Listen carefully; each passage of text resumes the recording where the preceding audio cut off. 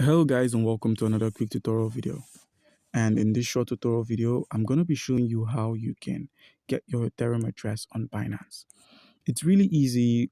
Your first and the most important step is getting an account on Binance, else you won't be able to make use of those tokens that have been deposited.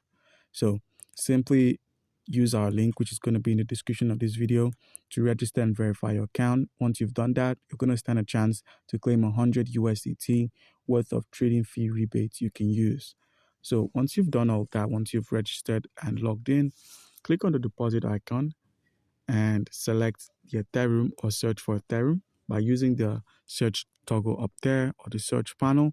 Click on this ETH and select the ERC20. As you know, Ethereum exists in different networks: BEP20, ERC20, Arbitrum 1, the BNB, Beacon, and Optimism, as well as the ZK Sync era.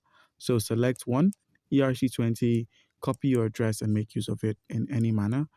And please take note of the minimum deposit, and please read the disclaimer that's written below your wallet so you do not make mistakes and lose your tokens. So guys, do comment down below if you've got any questions and you'll be given an answer. Thank you.